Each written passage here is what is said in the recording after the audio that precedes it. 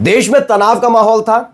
लगातार कहा जा रहा था कि पूरा देश एकजुट है और यह बात पहले ही तय हो गई थी। एकजुटता केवल विपक्ष के लिए या फिर दूसरे उन लोगों के लिए है जो सरकार की आलोचना करते हैं। सरकार की नीति रीति कही जाए या यूं कहा जाए, भारतीय जनता पार्टी की नीति रीति तय है।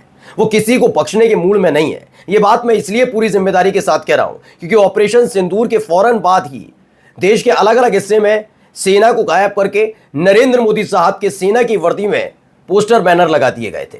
वो बात अलग है कि वो नजर नहीं आते बैनर पोस्टर, लेकिन इन सब के इतर मात्र 2 से 3 दिन बीते हैं अभी, लेकिन इन 3-4 दिनों के भीतर भारतीय जनता पार्टी की परतें खुलने लगी है। तेजस्वी यादव ने इसको लेकर अब मोर्चा खोल दिया है कि ऐसे वक्त में जब आप सत्ता में, आपको सारे फैसले लेने हैं, आपको ही सारी जिम्मेदारी संभालनी है, विपक्ष आपके साथ खड़ा है, तो ये कैसे हो सकता है कि आपके अपने नेता गंदगी उगलने लग जाए। एक ऐसे ही नेता है मध्य प्रदेश के।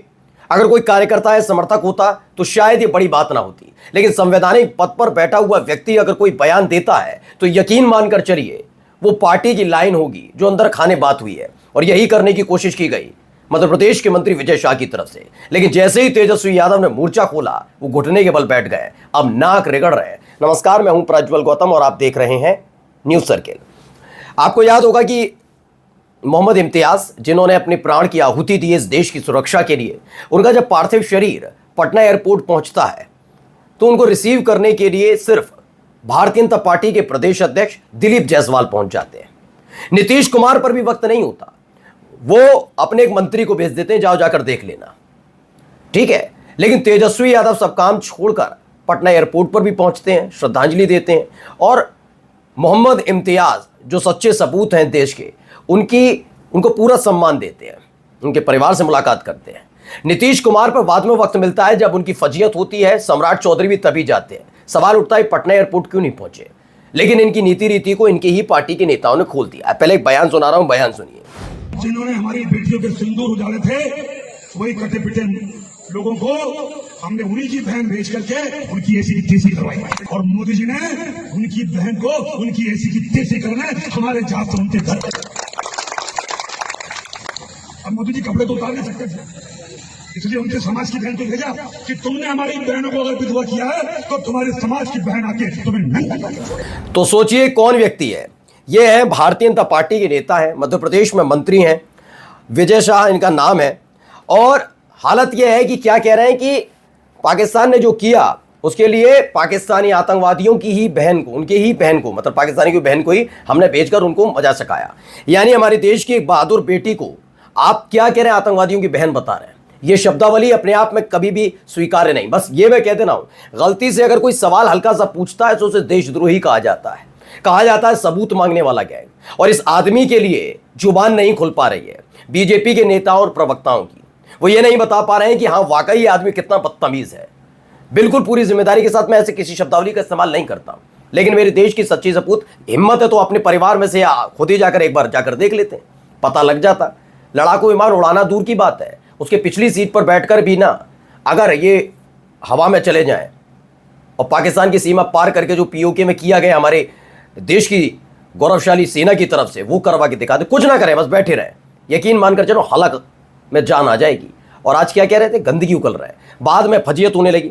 इस पर तेजस्वी यादव ने मोर्चा खोल दिया। उन्होंने कहा बीजेपी आरएसएस की शह पर हमारे देश की बहादुर बेटी कर्नल सूफिया के बारे में आपत्तिजनक भाषा का प्रयोग कर मध्य प्रदेश के गालीबाज मंत्री विजय शाह ने बेशर्मी, संवेदनहीनता, निर्लज्जता, भाषाई आतंक, संघीय संस्कारों, बीजेपी की तुच्छ मानसिकता और विकृत विभाजनकारी विचारधारा का उत्कृष्ट प्रयोग करते हुए अपने कलंकित दूषित विचारों, परवरिश एवं निकम्मेपन का शर्मनाक परिचय दिया। अब ऐसे मंत्री पर कोई कार्रवाई नहीं होती तो स्पष्ट है कि ऐसी विषैली सोच के मंत्री को प्रधानमंत्री जी का सीधा संरक्षण प्राप्त है।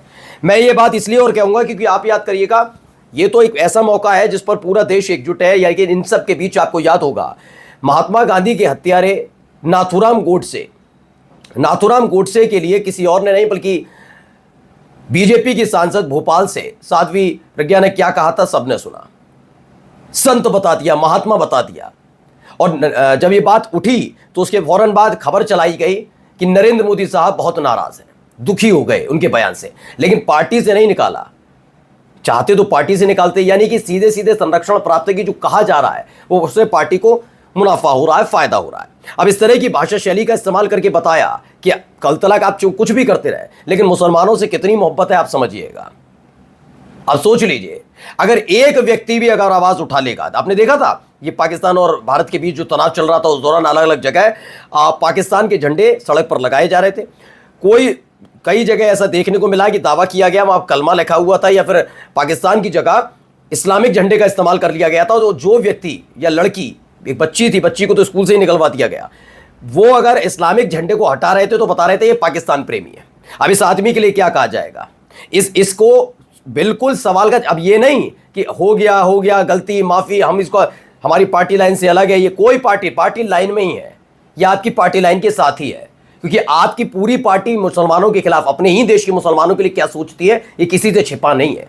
बिहार के एक नेता हैं और मोदी सरकार में मंत्री हैं, नाम है गिरिराज सिंह। पुराने बयान उठाकर देख लीजिए, अपने ही देश के मुसलमानों को, और कभी कभी जो संविधान की बात करते हैं उन लोगों के लिए वो लगातार ये दावा करते रहे कि वो खर्चा उठाएंगे उन्हें पाकिस्तान भेजने के लिए। ये सारे के सारे लौट फिर के पाकिस्तान पर आते हैं। अपने देश के मुसलमानों के बारे में आप क्या सोचते हैं किसी से छिपा हुआ नहीं है, ये भारतीय जनता पार्टी के नेताओं को बताना होगा। केवल मुंह जुबानी से कुछ नहीं होगा कि नरेंद्र मोदी जी नाराज हैं, गुस्सा हैं, दुखी हैं, उनके गुस्सा दुखी होने से कुछ नहीं होगा।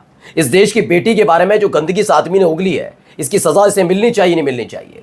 अब जैसे ही तेजस्वी यादव ने ये मुद्दा उठाया, उसके फौरन बाद देखिए क्या कह रहे हैं मंत्री जी, सुनिए इनको, सुना देता हूं। फिर भी जो चल रहा है, मैंने कहा किसी समाज और धर्म को भी अगर मेरी बातों से चोट पहुंची हो तो मैं 10 बार माफी मांगने को तैयार हूं। कांग्रेस हमला हो रहा है, कांग्रेस कह रही है कि आपको इस्तीफा देना चाहिए। क्या कांग्रेस के बारे में कुछ भी नहीं कहना। देखिए कैसे हंस रहे हैं, अब खुद देख लीजिए। ये आदमी कह रहा है कि अगर दुख पहुंचा, दुख क्यों नहीं पहुंचेगा? मजाक चल रहा है क्या तुम्हारे परिवार के सदस्यों के लिए ये बोला जाए तो अच्छा लगेगा क्या? ये बात शहनवाज हुसैन और मुख्तार अब्बास नकवी अपने परिवार की बेटियों के लिए सुन पाएंगे? मैं इसलिए पूछ रहा हूं क्योंकि कम से कम बीजेपी की नीति रीति तो तय हो ही चुकी है, मुसलमानों से कितनी मोहब्बत है उनको। मदरसे बंद कर दिए, ये हो गया, 3 तलाक, जब वक्फ संशोधन कानून पर आता तो क्या क्या गंदगियां उगली जाती हैं बीजेपी के नेताओं की तरफ से। साफ है ना, कोई छिपा हुआ तो है नहीं, साफ है ना। तो ऐसे में तो बीजेपी के मुस्लिम नेताओं से पूछता हूं, क्या आप इसे स्वीकार कर पाएंगे? क्या आप कभी आवाज उठा पाएंगे? कल तक आपने देखा कि संसद के अंदर एक बिगड़ैल सांसद था बीजेपी का, वो अपने ही साथी सांसद दानिश अली के लिए कितनी गंदी शब्दावली का इस्तेमाल करता है, लेकिन उसे बाबू बाबू कह के समझा लिया जाता है, कोई कार्रवाई उस पर नहीं होती। रमेश बिदूड़ी की बात कर रहा हूं, याद है?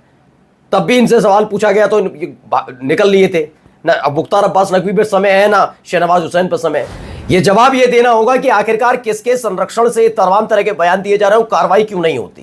क्योंकि अगर इसी तरह का, ये तो बहुत बड़ा बयान है, अगर छुटपैया बयान किसी ने दे भी दिया होता, अगर यही पूछ रहा है, कोई यही पूछ रहा है ट्रम्प ने मध्यस्थता कराई नहीं कराई, उस पर उसे कह रहे हैं कि तुम कौन होते हो तुम्हें बताया जाए, ये नेतागिरी करवाई जा रही है। पूछा जा रहा है कि क्या जो विदेशी मीडिया चला रही है कि हमारे राफेल को नुकसान हुआ, क्या ऐसी खबर है? तो इस पर भी कहा जा रहा है कि ऐसे देशद्रोही लोग हैं, सरकार के मनोबल को गिरा रहे, सेना के मनोबल। अब ये सेना का मनोबल गिरने वाली बात नहीं है। इस बात का जवाब भारतीय जनता पार्टी को भी देना होगा, तिरंगा यात्रा निकालने वाले एक एक नेता को देना होगा। नमस्कार।